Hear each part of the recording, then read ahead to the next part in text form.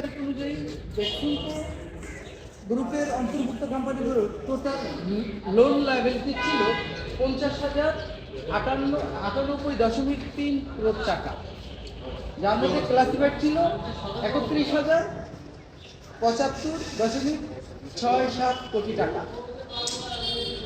এর মধ্যে Beximco group of company 16টা ব্যাংক এবং 7টা আর্থিক প্রতিষ্ঠান থেকে লোন সংগ্রহ করেছে। বেক্সিমকো আপনারা জানেন ইতিমধ্যে আগেই সাবমিটেড করা হয়েছে যে 188টা প্রতিষ্ঠান বেক্সিমকো গ্রুপে অন্তর্ভুক্ত আছে।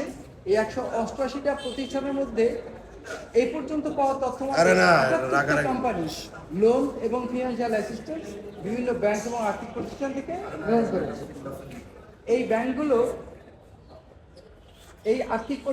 ব্যাংক এবং আর্থিক প্রতিষ্ঠানগুলো বেক্সিমকো গ্রুপ এবং এর অন্তর্ভুক্ত কোম্পানিগুলোকে লোন দিতে গিয়ে বেশ কিছু অনিয়ম করেছে। বাংলাদেশ ব্যাংক অনেক আগেও বেশ কিছু অনিয়ম আইডেন্টিফাই করেছে। ইদানিং পরখ করতে গিয়ে বেশ কিছু অনিয়ম, এবং এই অনিয়মগুলো ইলিগালিটিজ অ্যান্ড ইরেগুলারিটিজ দুইটাই, অনিয়ম এবং বেআইনি দুইটাই তারা আইডেন্টিফাই করেছে এবং তারা লিগ্যাল অ্যাকশন নেওয়া শুরু করেছে এসবের বিরুদ্ধে। আজকে কোর্টে আমি এইসব অনিয়মের বিরুদ্ধে অ্যাকশন নেওয়ার জন্য বাংলাদেশ ব্যাংকের পক্ষে আইনগত এবং তার সার্কুলারে কি কি সক্ষমতা আছে সেগুলো দিয়ে বুঝিয়েছি যে বাংলাদেশ ব্যাংক যে in a position to take legal actions against those banks, এবং যত অনিয়ম হয়েছে সেই সব অনিয়মের জন্য বাংলাদেশ ব্যাংক ওই ব্যাংক শিডিউল ব্যাংকগুলোকে ইনস্ট্রাকশনস দেওয়া, নির্দেশনা দেওয়ার মতো সক্ষমতা রাখে, সেটাই মূলত আদালত জানতে চেয়েছিলেন। তো আমার সাবমিশনের বিরুদ্ধে বেক্সিমকোর লয়ারের কিছু সাবমিশন থাকবে, কিছু উত্তর থাকবে, এবং সেই কারণে কোর্ট আগামী বছরের মানে 22শে জানুয়ারি এই মামলা আবার পরবর্তী শুনানি নির্ধারণ করেছে। ওই দিন বেক্সিমকোর পক্ষ থেকে তাদের লিগ্যাল সাবমিশন এবং কিছু রিপ্লাই আদালতে দাখিল করবেন বলে বেক্সিমকোর আইনজীবী জানিয়েছেন। দায় দেনার বিষয়টি কি মানে দায় দেনা মিনস এই যে 50,098 কোটি টাকা, এটা লাইবিলিটির অর্থ এর মধ্যে লোন ছিল, বিভিন্নভাবে ফিনান্সিয়াল অ্যাসিস্ট্যান্স ছিল, আবার ইন্টারেস্ট ছিল, এই সব কিছু মিলে হচ্ছে 50,078.3 কোটি টাকা। দায় দেনা বলতে পুরোটাই লোন না, এর মধ্যে সুদ আছে, অন্যান্য ফিনান্সিয়াল ফ্যাসিলিটিস আছে, সব কিছু মিলে হচ্ছে 50,000+ কোটি টাকা।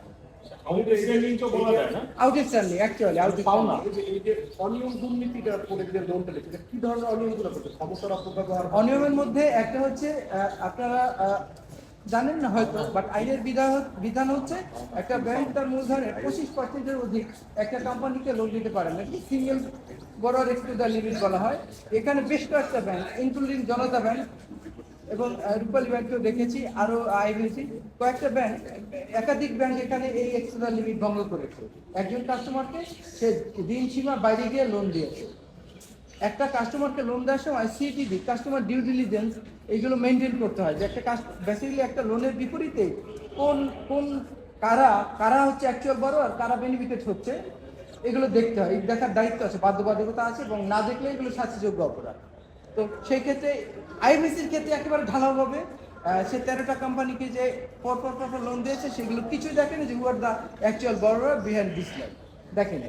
এরকম আরো কয়েকটা কোম্পানি এরকম নির্দেশনা ভঙ্গ করেছে, যে কারণে এখন ওই লোনগুলোর হদিশ বা ইপাই টেস্ট করতে বরং সময় লাগছে। সবচেয়ে বড় যেটা হচ্ছে জনতা ব্যাংকের কাছে যেটা প্রায় 24,000 কোটি টাকা তার টোটাল আউটস্ট্যান্ডিং। সোনালী রূপালী জনতা যারাই লোন দিচ্ছে কেউ নিয়মের মধ্যে থাকে না।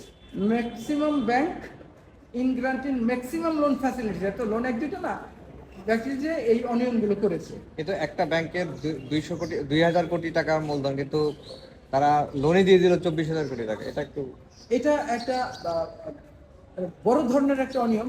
আমি বাংলাদেশ ব্যাংকের আইনজীবী হিসাবে না, বাট এমনি একজন নন রেগুলার আইনজীবী হিসাবে এটা বলবো, যেটা অতি শক্তভাবে আরো আগে as and when it came to knowledge of Bangladesh bank বা রেগুলেটরি ব্যাংক বা central bank of the country, it should have been protected more strongly. কারণ এটা হচ্ছে একটা অন্যায়ের সবচেয়ে সিভিয়ার অন্যায় যেটা, সেটা মানে এটা একটু বাংলায় বলে দেবেন যে 24,000 কোটি টাকা একটা সরকারি ব্যাংক লোন দিছে, যার মূলধনই হচ্ছে সর্বোচ্চ 4,000 কোটি টাকা এরকম।